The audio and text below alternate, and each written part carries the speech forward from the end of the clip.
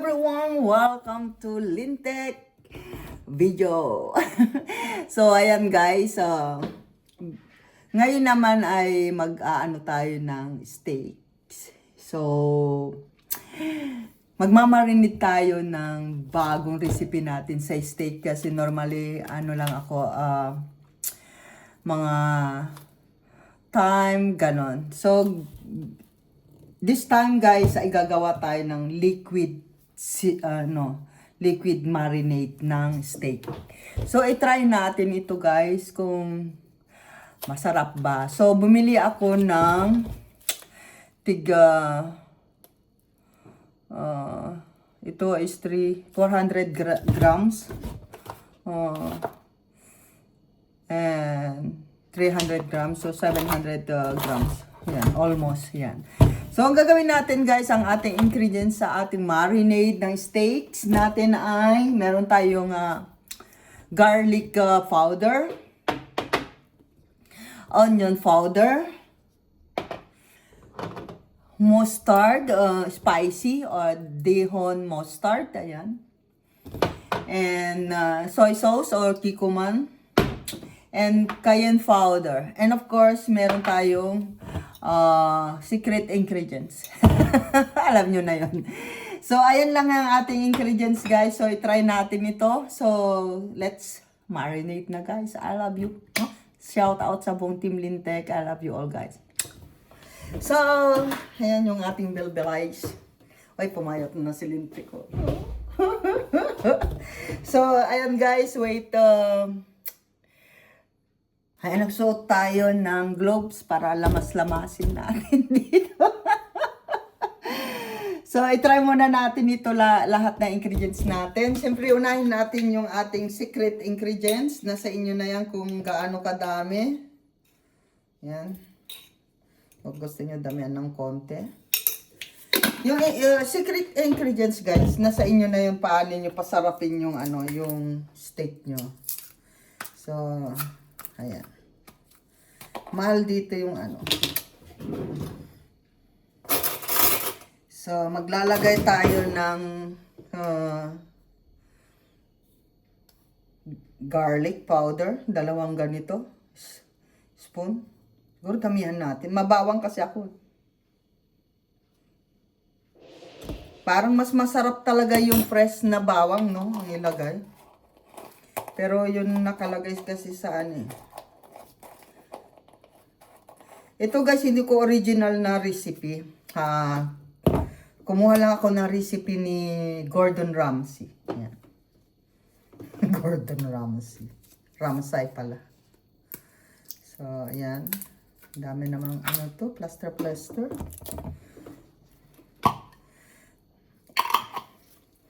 Yung mga powder muna. So, dahil wala akong nabiling kasi hindi naman ako mahilig sa mga powder guys. Mahilig talaga ako sa fresh na onion, ganon. Ay, dahil yun yung nasa recipe nila. So, gayahin natin. And next time, kung hindi talaga tayo nasarapan dito sa mga ganito powder, is,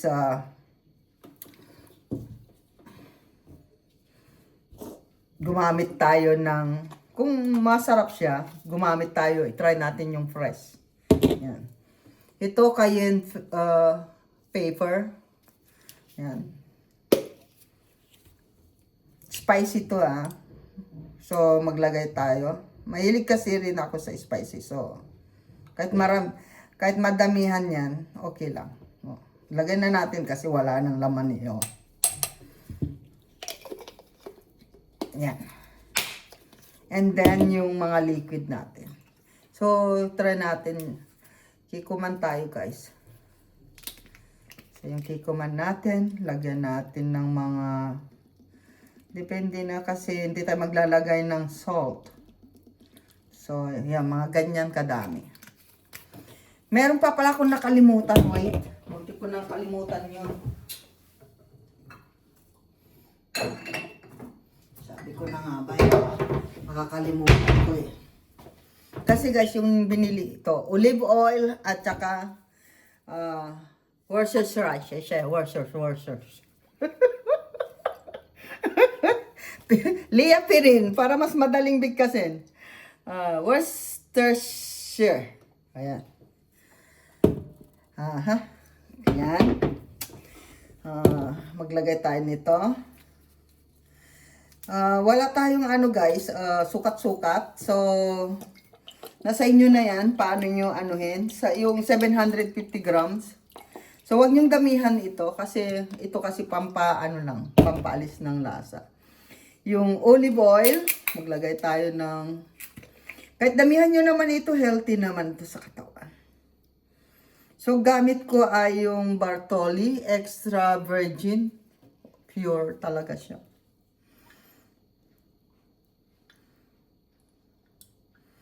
So, kahit damihan nyo ito yung oil, ano siya, ito kasi healthy sa katawan. And then, pinaka-secret, yan. Yung mustard. So, yan.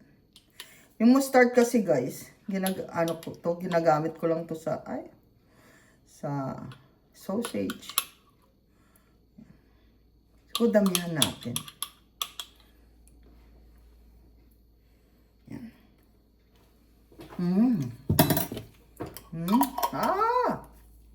Manghang.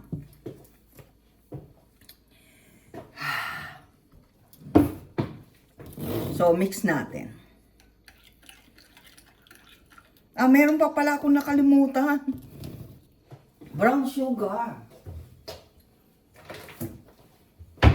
May brown sugar siya.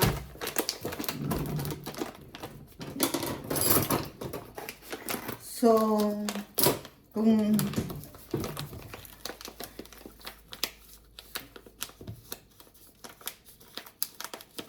yan siya. Kunti lang. Yan.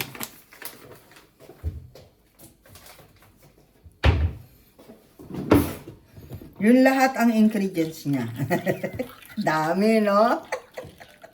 Pero yung mga nasa Pilipinas, mas lang, first time ko kasi nitong, normally pag nag-i-steak ako is dry, thyme, oregano, yung mga herbs lang kasi yung nilalagay ko. So, try naman natin tong mga ganito, yung mga pang Inglaterra, pang UK, pang England style. Ayan. So, mix natin. So, ang ganda niya. Ang ganda ng sauce. So, tikman nga natin. Anong lasa? Wow. Masarap siya. Masarap siya.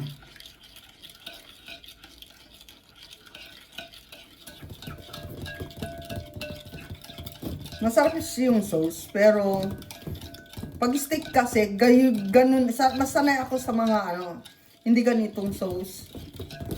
Yan. So, yan. Ang dami niyang ingredients, no? Wait, para makita niyo. 1, 2, 3, 4, 5, 6, 7. Diba? 7 ingredients, guys. Ay, pati nyo naman, wala na akong tiyan. Maliit na. Sexy na si Lintek. So, 1, 2, 3. Meron tayong olive oil, mustard, garlic powder, onion powder, soya sauce, or kikuman, and liapirin, and cayenne powder. Ayan. Yan lang, guys. Pero, kung gusto nyo lagyan siya ng black pepper to taste more, ito, dagdag ko na lang to. Wait lang. Kasi alam mo ko pag stick may pamienta eh. Bakit si Gordon Ramsay walang pamienta yata? So, ayan. Look, so good yung sauce. Ito na yung sauce ng ating Tikman natin. Pag may black pepper, masarap na siya. But anyway, tignan natin. Pagka pre-night natin, kung masarap siya. And, yan, yung shout out sa mga taga-England na kakilala natin dyan. Yung mga taga-England. Yan, shout out sa lahat ng mga taga-England, guys. Sa inyong recipe ito. Ako kasi normal lang na steak. So, ay, manipis to. So, lang yan. Yan. So, i-marinate natin. So, bukas tayo kakain ng heavy meat. Yan. Kasi may pagkain po ako today, sushi. Sushi. So, ayan guys, kung gusto nyo pong magaya ang ating England recipe guys, ang ganda niya, ang bango niya. Yan. Pero kung fresh siguro yung garlic ko, mahilig kasi ako sa fresh garlic, hindi ako mahilig sa mga ganitong powder. So, siguro kung fresh, mas maamoy pa to, mas maaroma pa siya talaga. Ayan. Mas mabango pa. Kasi yung gamit natin, alam nyo, napapansin ko, yung mga taga dito, ayaw nila yung mga fresh na, yung mga sibuyas natin, garlic, ganon. Mas ano sila yung nasa sachet na, i-mix lang nila ganon. Hindi sila gumagamit talaga ng katulad sa atin na fresh. Yan. So, pero ang bango niya, ang sushi. Ang social niyang tingnan, no? Ayan guys, ito ang ating steaks marinade. Ayan.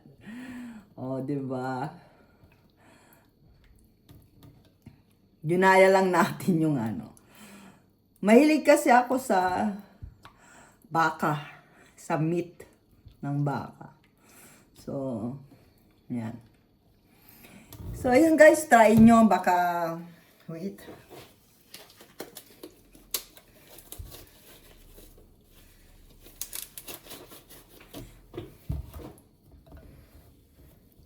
So, this is it. Ito na ating napaka-easy marinade na steak. So, thank you so much guys for watching and see you next video. I love you. Shout out buong Team Lintec. Thank you so much sa ating super chatter member. I love you all. And sa ating mga sponsor, ayan. Thank you so much pala sa ating mga sponsors ng Pabingo every Sunday. Join us guys and you win GCash. Shout out sa ating sponsor si Tatay Jack Fairs, kay Ate Trixie Villa 11, kay Engineer Manny Villar, kay Kuya Atawi King. Thank you so much sa support ninyo sa ating Pabingo every Sunday. I love you all guys. Mwah!